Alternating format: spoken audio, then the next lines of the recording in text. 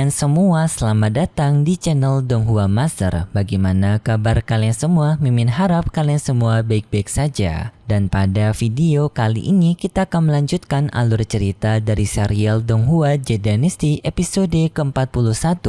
Dan sebelum kita masuk ke cerita terbaru, mari kita sedikit mengingat cerita sebelumnya, yang dimana kemarin Chauvin dan juga Pierre telah berhasil menangkap dari salah satu bawahan Aula Fengxian. Dengan mereka juga telah mencari informasi dari Aula Fengxian bahwasanya Aula Fengxian ternyata memiliki mekanisme keamanan yang menggunakan binatang ajaib yang dapat mencium aroma keberadaan seseorang, dan jika aroma itu berasal dari orang asing, maka ia akan langsung mengaktifkan bel lonceng, membuat penyusup yang memasuki Aula Fengxian langsung ketahuan. Dan berkat informasi itu pun Chauvin bisa memasuki Aula Fengxian, sedangkan Pierre mencoba untuk mengadu domba pasukan ikan bersama dengan Aula Fengxian. Yang untungnya Chauvin telah berhasil memasuki Aula Fengxian, dan Chauvin di sana mendengar pembicaraan dari para anggota Aula Fengxian yang meminta bantuan dari penetua Shangguan, dan itu merupakan inti cerita pada cerita sebelumnya. Kalau gitu pun sekarang langsung saja kita masuk ke bagian cerita terbaru.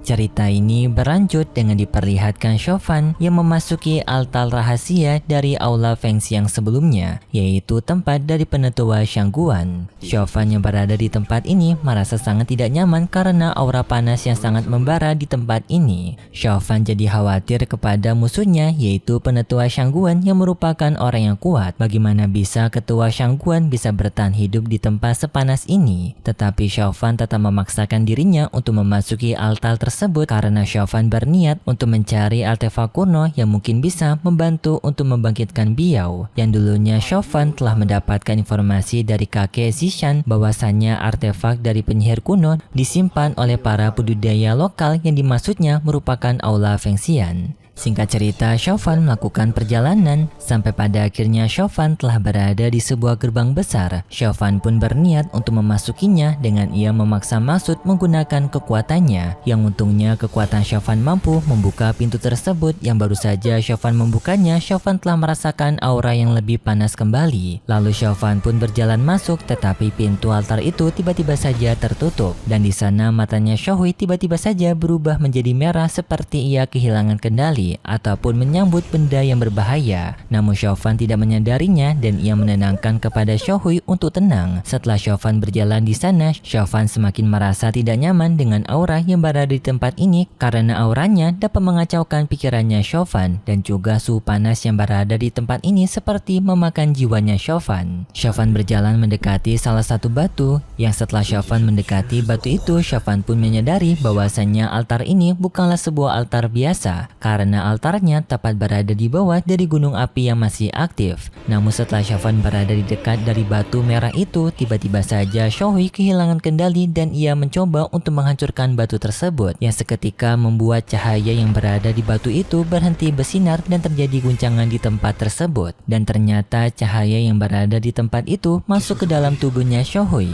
Tetapi Chauvin yang melihat ini menyadari bahwasanya Xiaohui sekarang sedang mencoba untuk menyerap cahaya tersebut. Tetapi di saat itu tiba-tiba saja adanya makhluk raksasa yang terbangun dari tempat itu yang membuat area di sekitarannya Chauvin tiba-tiba saja bercahaya dengan memunculkan sebuah simbol. Chauvin yang melihat simbol-simbol itu sama sekali tidak memahaminya, bahkan tidak ada di buku dari sekte hantu mereka. Simbol-simbol cahaya itu bertebangan ke atas udara mengurung Chauvin, dan setelah itu tiba-tiba saja adanya makhluk raksasa yang muncul dari sana. Makhluk itu disebut dengan monster naga api. Naga api itu pun menyerang Chauvin menggunakan batu meteor.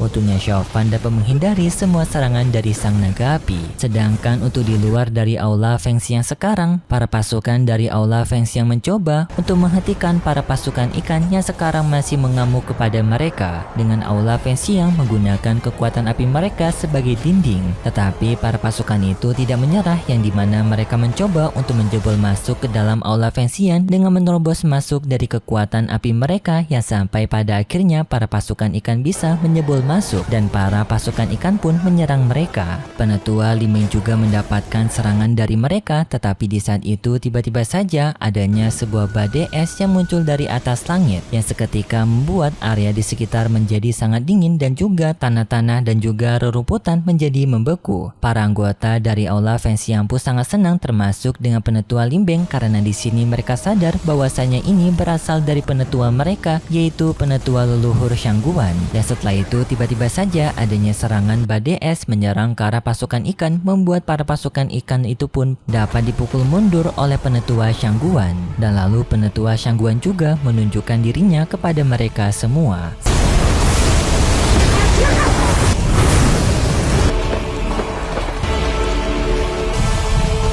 Sedangkan untuk Chaufan sekarang, sang makhluk naga api itu berniat untuk menyerang ke arah Xiaohui. Chaufan pun dengan segera pergi ke tempatnya Xiaohui lalu melindungi Xiaohui menggunakan kekuatan perisainya. Sampai pada akhirnya Chaufan bisa memukul mundur keberadaan dari naga api tersebut. Tetapi naga api tidak menyerah, ia mencoba beberapa kali lagi untuk mendekati Xiaohui. Chaufan pun jadi kebingungan kenapa makhluk roh ini mengincar Xiaohui. Dan juga Chaufan merasa sedikit khawatir jika pertarungan ini tetap berlanjut, mungkin dirinya tidak akan bisa bertahan lebih lama lagi karena kekuatan dari makhluk roh ini yang sangat kuat. Pertarungan Chaufan melawan naga api itu pun kembali berlanjut dengan Chaufan menggunakan teknik dari bayangannya menghindari setiap serangan dari naga api tersebut.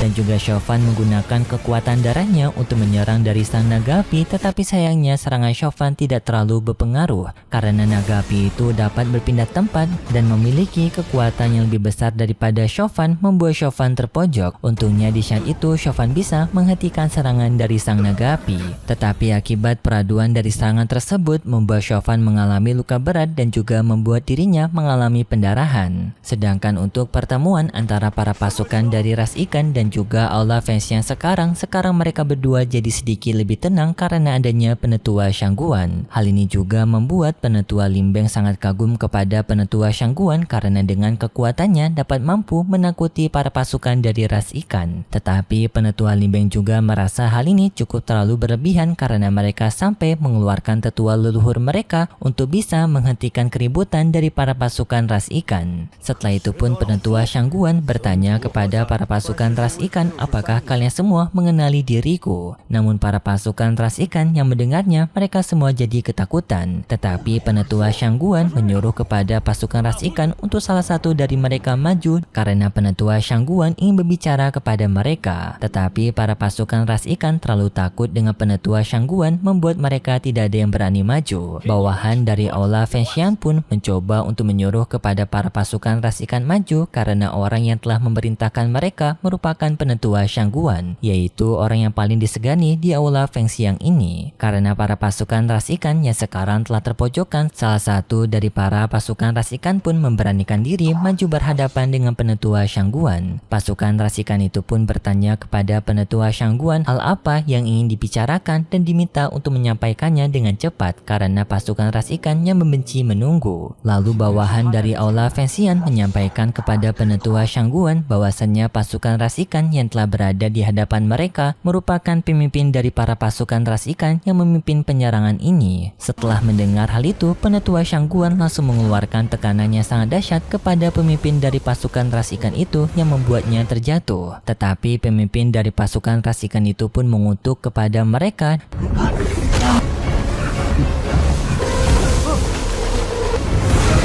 dan juga Aula Fengxian karena Aula Fengxian yang telah melindungi pembunuh dari pemimpin para pasukan ras ikan mereka terdahulu, yang dimana ini maksudnya merupakan pasukan ras ikan yang sebelumnya telah berhasil dibunuh oleh Chaufan dan juga Ping Er dulu. Dan pemimpin pasukan ras ikan sekarang menuntut keadilan bagi Aula Fengxian untuk menyerahkan pembunuh yang telah membunuh pemimpin mereka terdahulu. Walaupun itu merupakan satu orang, tetapi para pasukan ras ikan tetap akan menutup balas dendam walaupun mereka di sini mengorbankan nyawa mereka. Murid dari Aula Feng Xian menerjemahkannya kepada Penetua Shangguan, membuat Penetua Shangguan pun mulai tenang dan membebaskan pemimpin dari pasukan ras ikan tersebut. Hal ini pun semakin membuat para pasukan ras ikan semakin marah kepada mereka karena Penetua Shangguan yang telah bertindak kejam kepada pemimpin baru dari ras ikan. Pemimpin ras ikan kembali lagi meminta pertanggungjawaban dari Penetua Shangguan untuk segera menyerahkan murid yang telah membasmi para pasukan mereka. Penetua Shangguan pun bertanya kepada muridnya orang mana yang telah melakukan hal tersebut.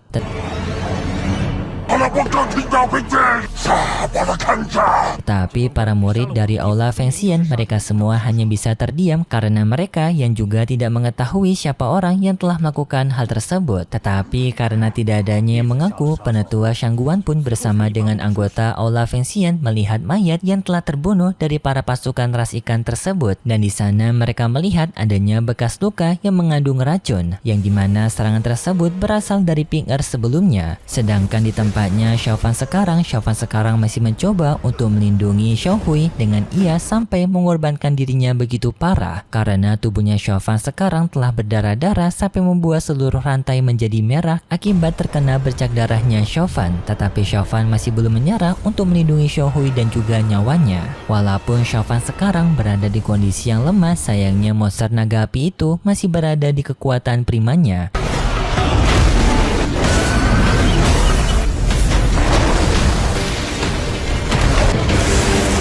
Ia masih memiliki kekuatan yang sangat kuat untuk menghajar Xiao Fan, yang hal ini membuat Xiao Fan pun semakin terpojok, yang dimana monster naga api itu dengan pergerakannya cepat mengincar Xiao Fan dan sampai pada akhirnya ia menginjak Xiao Fan. Dengan Xiao Fan yang sekarang sudah ngos-ngosan mencoba untuk mengangkat kaki dari sang naga api tersebut, namun di saat itu tiba-tiba saja kita diperlihatkan dengan Xiao Hui yang sekarang telah membuka mata ketiganya. Dari mata ketiga tersebut mengeluarkan cahaya kekuatan ke arah dari naga api, membuat naga api terpental. Dan setelah itu pun kita diperlihatkan dengan wujud Xiao Hui yang tampak begitu menyeramkan dengan tubuhnya yang membesar dan juga ia memiliki gading di bagian wajahnya. Xiao Fan yang berada di kondisi sekarat begitu kagetnya melihat Xiao Hui dengan teler.